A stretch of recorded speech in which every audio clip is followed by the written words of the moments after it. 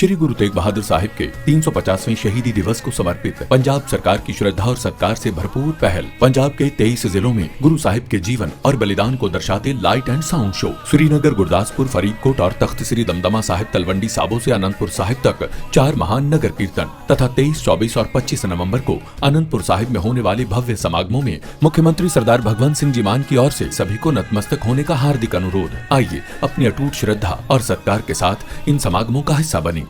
महाराष्ट्र में 2 दिसंबर को निकाय चुनाव होना है, जिसे लेकर सियासत गर्म है। पार्टियों ने चुनावी प्रचार में अपनी पूरी ताकत झोंक दी है। इसी बीच महायुति सरकार में सब कुछ ठीक नहीं है की खबरें आ रही हैं। महायुति गठबंधन में शामिल तीनों दलों में दरार की खबरें लगातार सामने आ रही हैं और अब शिवसेना नेता दादा भूसे ने ऐसा बयान दे दिया है जिससे महायुति में तनातनी और बढ़ गई है। तो क्या कुछ कहा शिवसेना नेता ने, जानेंगे इस रिपोर्ट में। महाराष्ट्र में बीजेपी और शिवसेना के बीच तकरार बढ़ती ही जा रही है। निकाय चुनाव से पहले एक दूसरे के नेताओं को पार्टी में शामिल करने को लेकर महायुति में मतभेद की खबरें हैं। इस बीच शिवसेना नेता दादा भूसे के बयान ने राज्य का सियासी पारा हाई कर दिया है। दरअसल नंदुरबार में एक रैली को संबोधित करते हुए उन्होंने कहा कि आज भी अगर आप लोगों से पूछें कि उनके दिल में कौन सा मुख्यमंत्री है तो वो कहेंगे एकनाथ शिंदे हैं। चिंता मत कीजिए, हम फिर से एकनाथ शिंदे को महाराष्ट्र का नेतृत्व करते देखेंगे। शिंदे एक ऐसे मुख्यमंत्री थे जो देर रात तक सभी से मिलते थे और दिन में 20 से 22 घंटे काम करते थे। महाराष्ट्र ने कभी एकनाथ शिंदे जैसा दुर्लभ मुख्यमंत्री नहीं देखा। उप मुख्यमंत्री अजित पवार भी कह चुके हैं कि राज्य ने कभी ऐसा मुख्यमंत्री नहीं देखा जिसने इतनी सारी अहम मंजूरियां दी हैं। दादा भूसे का ये बयान ऐसे समय में आया है जब महायुति में भारी सरफुटव्वल चल रहा है। उनके बयान के बाद माना जा रहा है कि शिंदे फिर से सीएम बनने की तैयारी में जुट गए हैं, जिससे बीजेपी को बड़ा झटका लग सकता है। आपको याद होगा, बीते दिन सीएम देवेंद्र फडणवीस ने शिंदे पर पहली बार खुलकर हमला बोला था। दरअसल हाल ही में पालघर जिले में निकाय चुनाव के लिए आयोजित प्रचार रैली में शिंदे ने बिना बीजेपी का नाम लिए कहा था कि रावण भी अहंकारी था और उसकी लंका भी जल गई थी। आपको भी 2 दिसंबर को ऐसा ही करना है।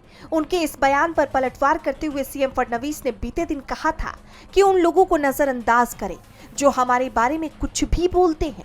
वो कहते हैं कि हमारी लंका जलाएंगे, लेकिन हम तो लंका में नहीं रहते। हम भगवान राम के अनुयायी हैं, रावण के नहीं। चुनाव के दौरान ऐसी बातें बोली जाती हैं, इन्हें दिल से ना लें। हम जय श्री राम बोलने वाले लोग हैं। 25 नवंबर को ही हमने राम मंदिर पर धर्म ध्वजा लहराई है।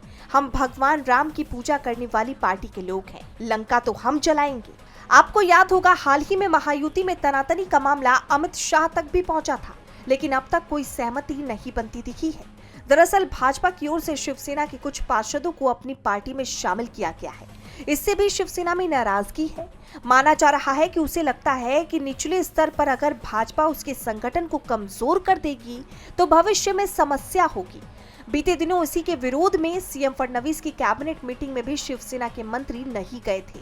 इसके अलावा बाद में उनके साथ मंत्रियों ने विरोध तक जताया था।